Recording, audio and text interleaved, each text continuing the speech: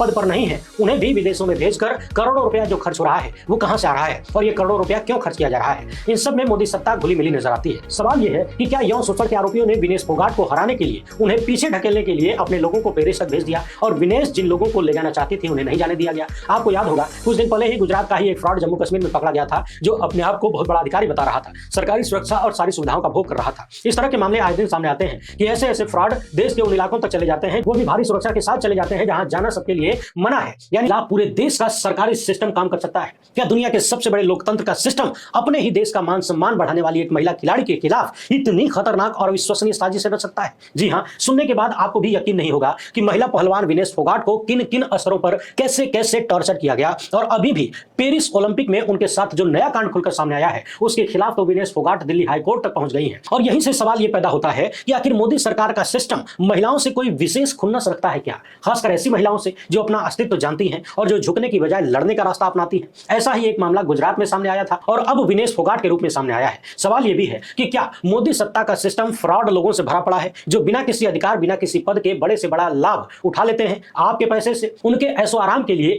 आपके पैसे को फ्रॉड तरीके से दुरुपयोग किया जाता है। अभी जिस मामले में विनेश फोगाट दिल्ली हाईकोर्ट गई हैं उसे सुनकर आपको विश्वगुरु की सत्ता का पूरा चरित्र समझ में आ जाएगा। उधर भाजपा के एक कार्यकर्ता ने विनेश फोगाट के बारे में ऐसा घटिया कमेंट कर दिया कि उस पर एफआईआर करनी पड़ी है। उस कमेंट को भी आप देखिएगा और सोचिएगा कि 10 सालों में भाजपा ने और मोदी सत्ता ने, विश्वगुरु ने इस देश को किस गर्त में पहुंचा दिया है वैचारिक स्तर पर। वीडियो काफी महत्वपूर्ण होने वाली है, पूरा का पूरा देखें और जितना ज्यादा हो सके शेयर करिए ताकि लोगों को पता चले कि साजिशों का स्तर क्या है। हर एक वीडियो को लाइक करना बहुत जरूरी होता है। अपनी राय कमेंट बॉक्स में जरूर लिखा करिए। पहली बार है तो सब्सक्राइब करके बेल आइकन बजा दीजिएगा। इसके अलावा यदि हो सके तो इस क्यूआर कोड या फिर मोबाइल नंबर का प्रयोग करते हुए हमें आर्थिक सहयोग भेजने का प्रयास जरूर करें। बहुत बहुत धन्यवाद। एक बात बताइए, आपको परीक्षा देनी है और यदि यही मालूम न हो कि परीक्षा किस सब्जेक्ट की देनी है, आखिरी वक्त तक न बताया जाए, आपको उलझा कर रखा जाए, कोई जवाब न मिले, तो आप कैसी मानसिक दशा से गुजर रहे होंगे। पिछले सालों में विनेश फोगाट और अन्य महिला पहलवानों के साथ कैसा बर्ताव मोदी सत्ता ने किया यह हम सब ने देखा है, पूरी दुनिया ने देखा है। साहिब के बेहद करीबी सांसद ब्रजभूषण शरण सिंह पर महिला पहलवानों ने यौन शोषण का आरोप लगाया था, मुकदमा तक दर्ज नहीं हो रहा था। सुप्रीम कोर्ट जाना पड़ा, सुप्रीम कोर्ट में चीफ जस्टिस के आदेश पर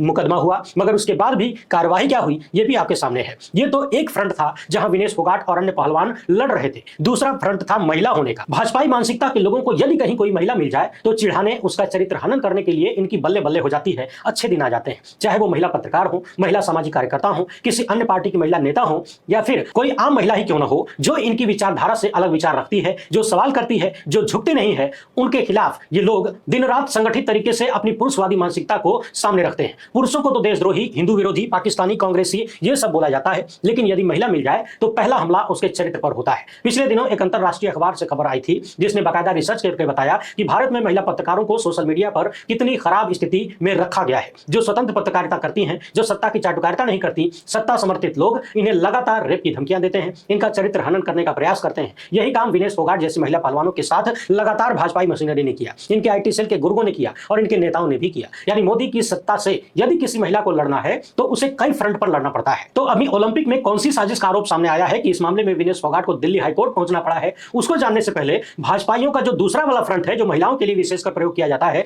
उनका कारनामा देख लीजिए। आपकी स्क्रीन पर एक पोस्टर दिख रहा होगा, फेसबुक पर इसे किसी वरुण वार्ष्णेय ने शेयर किया था और दुख के साथ शेयर किया था कि 100 ग्राम वजन अधिक होने से विनेश फोगाट को अयोग्य घोषित कर दिया गया। इसी पोस्टर पर बीजेपी कार्यकर्ता विशाल वार्ष्णेय आनंद, जिसने अपने नाम में भी भाजपा लगा रखा है, इसने कैसा कमेंट किया जरा खुद पढ़ लीजिए। अब इस भाजपा कार्यकर्ता विशाल वार्ष्णेय पर एफआईआर दर्ज हो गई है। ये अलीगढ़ का रहने वाला है। ये जानकारी एक्स पर सचिन गुप्ता ने शेयर की है। सोचिए, जो महिला देश की शान है, जो दुनिया में भारत का तिरंगा फहरा रही है, जिसके लिए आज पूरा देश एकजुट होकर न्याय की उम्मीद लगाए बैठा है, ईश्वर से प्रार्थना कर रहा है, उसके खिलाफ मोदी के परिवार के लोग कितना जहर से भरे हुए हैं। 100 ग्राम वजन अधिक होने की बात जब आई तो इसी तरह के लोगों ने सोशल मीडिया पर लिखना शुरू किया कि प्रेग्नेंट होगी इसलिए वजन बढ़ गया होगा। उसने तो ऐसी ऐसी बातें लिखी जिन्हें यहां बोला नहीं जा सकता। आप अपनी स्क्रीन पर देख लीजिए और थोड़ी देर के लिए सोचिए कि विनेश फोगाट जैसे महिला पहलवानों का अपना परिवार भी है, उनके माँ बाप भी हैं, भाई बहन और तमाम रिश्तेदार भी होंगे। वो लोग जब अपनी बिटिया के बारे में ऐसे कमेंट भाजपाई विचारधारा के लोगों के माध्यम से सुनते होंगे, पढ़ते होंगे, तो कैसा महसूस होता होगा। जिस विनेश फोगाट ने इस देश को कितनी ही बार गर्व की अनुभूति कराई, दुनिया में भारत का परचम लहराया, उसके लिए भाजपा के लोग और मोदी सत्ता कैसा विचार रखती है। आप कहेंगे कि यहाँ तो किसी भाजपा कार्यकर्ता ने लिखा है, मैं मोदी सत्ता के विचारों की बात क्यों कर रहा हूं। ये बात इसलिए कहनी पड़ रही है क्योंकि भाजपा कार्यकर्ता को ये लिखने के लिए तैयार करने का काम भारतीय जनता पार्टी ने सत्ता में रहते हुए आईटी सेल के माध्यम से किया, अपने नफरती चिंटुओं के माध्यम से किया। मोदी सत्ता ने अपने ही देश के लोगों को, अपनी ही पार्टी के समर्थकों को ऐसी हीन बुद्धि प्रदान कर दी है, उनके भीतर इतनी नफरत भर दी है कि देश का मान बढ़ाने वाली बेटी का अपमान ये लोग सरेआम कर रहे हैं। इन्हें किसी का डर नहीं है। आत्मावलोकन करने की बात तो बहुत दूर की है। वैसे जब मोदी सत्ता की बात आ ही गई है तो देखिए, कथित रूप से सत्ता की कौन कौन सी साजिशें सामने आ रही हैं। और कल्पना करिए, क्या इन सब को देखने के बाद देश के लोग अपनी बेटियों को खेल के मैदान में उतारना चाहेंगे? ये बेटियों को आगे बढ़ाने की बात है या उन्हें सैकड़ों साल पीछे ढकेलने का षड्यंत्र चल रहा है, वो भी संगठित तरीके से? अभी थोड़ी देर पहले ही मैंने आपसे पूछा था कि आपको परीक्षा देनी है और न मालूम हो कि किस सब्जेक्ट की परीक्षा देनी है, किस विषय का उत्तर लिखना है, तो आपकी मानसिक स्थिति कैसी होगी? वो भी तब जब पूरा सरकारी सिस्टम आपके खिलाफ नजर आए, आपको पुलिस सड़कों पर पीट चुकी हो, आप लगातार महीनों तक संघर्ष करके लौटे हो और आपको आईटी सेल के नफरती गुर्गे 24 घंटे गालियां देते हो, आपका चरित्र हनन करते हो। और जब आपको मालूम हो कि आपका पूरा स्कूल आपके खिलाफ है, स्कूल का हर एक स्टाफ चपरासी से लेकर प्रिंसिपल तक आपके खिलाफ साजिशें रच रहा है, तो सोचिए आप किस मानसिकता और कैसे दबाव में, कैसे प्रेशर में गुजर रहे होंगे। आपकी दिमागी हालत कैसी होगी? कुछ वैसा ही खेल विनेश फोगाट के साथ लगातार होता आया। वो 53 किलो कैटेगरी में खेलना चाहती थी, लंबे वक्त तक उन्हें बताया ही नहीं गया कि वो किस कैटेगरी में खेलेंगी, 50 किलो में या 53 किलो में। लंबे वक्त तक संघर्ष करने के बाद, सोशल मीडिया पर अपना दर्द शेयर करने के बाद कहीं जाकर उन्हें यह मालूम पड़ा कि उन्हें 50 किलो कैटेगरी में खेलना है, जबकि वो 53 किलो कैटेगरी की खिलाड़ी रही है। और सबसे महत्वपूर्ण बात यह है कि जिसको 53 किलो कैटेगरी में खेलने के लिए लाया गया, उसका प्रदर्शन विनेश फोगाट की तुलना में बेहद खराब निकला। और खेल का प्रदर्शन तो अलग बात है, उस अंतिम पंघाल ने पेरिस में जाकर भारत की जो बेइज्जती करवाई वो और भी शर्मनाक है। अपनी स्क्रीन पर इस खबर को देखिए। विनेश फोगाट की जगह अंतिम पंघाल को मोदी सत्ता के सिस्टम ने खेलने के लिए भेजा था, पहले राउंड में ही हार गई। इसके बाद उनके ऊपर यह भी आरोप लगाया गया कि इन्होंने अपनी आईडी का गलत इस्तेमाल करके ओलंपिक विलेज में अपनी बहन की एंट्री करवाई। ओलंपिक वालों ने इस बात पर एक्शन लेते हुए अंतिम और उनकी पूरी टीम को भारत वापस भेजने का आदेश दिया। जब एक महिला खिलाड़ी दिल्ली वापस आई तो इसने पत्रकारों से बात तक नहीं की, सीधा अपनी गाड़ी में जाकर बैठ गई। इनका कारनामा इतना गजब था कि इन पर 3 साल का बैन लगाने पर भी विचार किया जा रहा है। यानी विनेश फोगाट को कथित रूप से निपटाने के लिए जिसे भेजा गया, एक तो तुलनात्मक रूप से वो बेहद खराब प्रदर्शन करके आई, वो पहले राउंड में ही जबरदस्त हार का सामना करते हुए बाहर हो गई। इसके बाद नियमों का उल्लंघन करके जो देश का बंटाधार करवाया वो अलग। अंतिम पंघाल भी इसी देश की खिलाड़ी हैं, मैं किसी भी रूप में उनको कमतर नहीं बोल रहा हूं, मगर जब बात तुलना की आती है, तुलनात्मक रूप से आती है, इंटरनेशनल लेवल पर खेलने की आती है, तो आप अपना सर्वश्रेष्ठ भेजते हैं, न कि सर्वश्रेष्ठ को उसके रास्ते में रोड़ा बनाने के लिए किसी और को भेज दें। अब आइए कहानी विनेश फोगाट की सुनिए। फोगाट जो 53 किलो में खेला करती थी,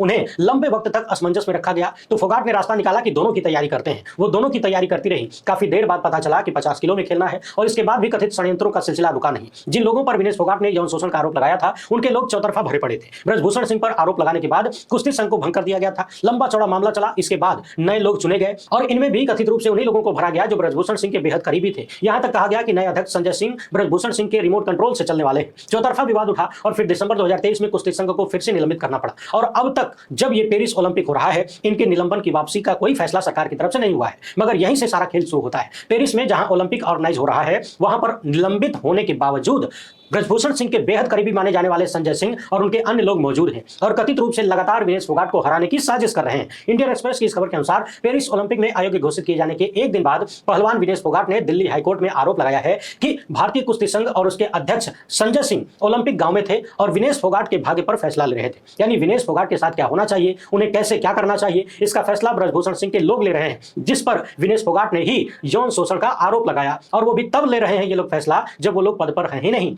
हाईकोर्ट में विनेश की ओर से वरिष्ठ अधिवक्ता राहुल मेहरा ने कहा कि यह सब कुछ तब हो रहा है जब भारतीय कुश्ती महासंघ की निर्वाचित कार्यकारी समिति को दिसंबर 2023 में खेल मंत्रालय द्वारा निलंबित कर दिया गया था। यहां ध्यान देने वाली बात यह है कि विनेश फोगाट, बजरंग पुनिया और अन्य लोगों ने इसी साल की शुरुआत में दिल्ली हाईकोर्ट में एक याचिका दायर की थी। इसमें मांग की गई थी कि दिसंबर 2023 में WFI के लिए आयोजित नए चुनाव को अवैध घोषित किया जाए, यानी जिसमें कथित रूप से ब्रजभूषण सिंह के लोगों को चुना गया था। आरोप लगा कि गलत तरीके से चुनाव हुआ है। इन चुनाव को रद्द करने के लिए पहलवान दिल्ली हाईकोर्ट पहुंचे थे। इसके साथ ही WFI के कामकाज और संचालन पर रोक लगाने की मांग की गई थी। इस आवेदन पर 24 मई को अदालत ने फैसला सुरक्षित रख लिया था। अभी तक इस पर कोई फैसला नहीं सुनाया गया। अब विनेश फोगाट के वकील ने जस्टिस सचिन दत्ता की अदालत से कहा कि फैसला सुनाने की तारीख दे दीजिए, मगर जस्टिस की तरफ से कोई तारीख नहीं बताई गई। विनेश के वकील ने यहां तक कहा कि भारत ने अब एक स्वर्ण पदक खो दिया है। गुरुवार को न्यायमूर्ति पुष्पेंद्र कौर की अदालत में रिट याचिका की सुनवाई के दौरान एडवोकेट मेहरा ने कहा कि WFI को प्रॉक्सी द्वारा संचालित किया जा रहा है, यानी ब्रजभूषण सिंह, उसके अपने लोग इन्हीं के इशारे पर पेरिस ओलंपिक में पहुंचकर विनेश फोगाट के मामले में फैसला ले रहे हैं, तय कर रहे हैं कि विनेश के साथ क्या होना है, क्या नहीं होना है। केंद्र सरकार के वकील ने कहा कि पूरा देश फोगाट के साथ है,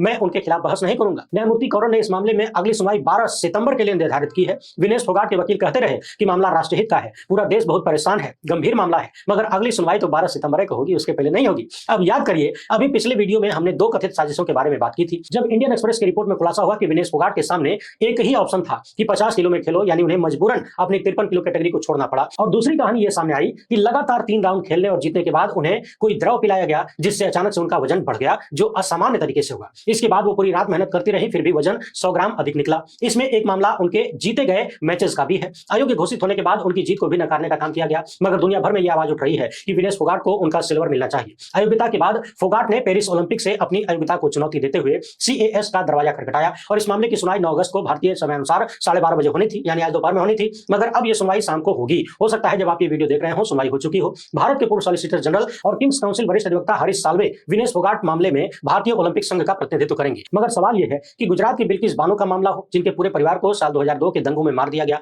खुद उनके साथ सामूहिक दुष्कर्म हुआ और कितनी लंबी लड़ाई के बाद दोषियों को सजा मिली, मगर मोदी सत्ता को इन हत्यारों और बलात्कारियों से इतना प्रेम था कि इनकी डबल इंजन सरकार ने सुप्रीम कोर्ट तक से झूठ बोल दिया, फ्रॉड करके हत्यारों और बलात्कारियों को समय से पहले रिहा करा लिया। और ये बात मेरी नहीं है, खुद सुप्रीम कोर्ट ने कही, मैंने कई बार आपको दिखाया है। सुप्रीम कोर्ट का कहना था कि डबल इंजन सरकारों ने इन हत्यारों और बलात्कारियों को छुड़ाने के लिए झूठे तथ्य प्रस्तुत किए, झूठी जानकारी दी, जानकारी छुपाई। और आपने ये भी देखा कि जब ये लोग जेल से बाहर निकले तो किस तरीके से इन हत्यारों और बलात्कारियों की पूजा हो रही थी, लड्डू खिलाए जा रहे थे, माला पहनाई जा रही थी, इनका महिमा मंडन हो रहा था, मानो बहुत बड़ा काम करके आए हो। और उसके बाद इनमें से कुछ लोग भारतीय जनता पार्टी के लिए वोट मांगते हुए भी नजर आए, प्रचार करते हुए नजर आए। यानी गुजरात की बिल्किस बानो हो या हरियाणा की विनेश फोगाट, जो महिला अपने अधिकारों के लिए, अपने अस्तित्व के लिए लड़ने खड़ी हो जाती है, मोदी सत्ता हर स्तर पर कथित रूप से उनके खिलाफ नजर आती है। पूरा भाजपाई सिस्टम उनके विरोध में नजर आता है। जरा सोचिए, WFI की तरफ से जिस संजय सिंह को भेजा गया है, जो ब्रजभूषण सिंह के बेहद करीबी हैं, क्या वो अपनी मर्जी से वहां चले गए? जब वो पद पर नहीं है तो फिर कैसे जा सकते हैं? वहां जाने में इन लोगों को सारी सुविधाएं प्रदान करने में करोड़ों रुपए खर्च हो रहे होंगे।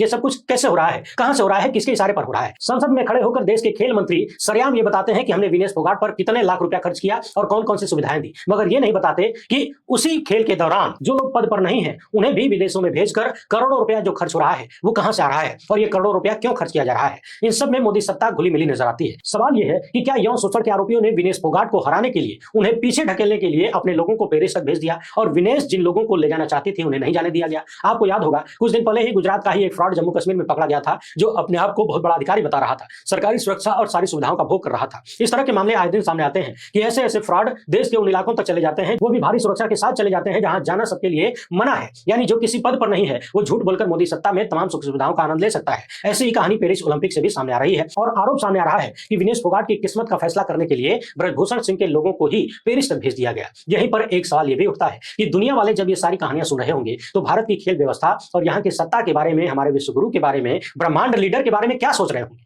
क्या ये डंका बजाने वाली बात है या फिर शर्म से डूब मरने वाली बात है?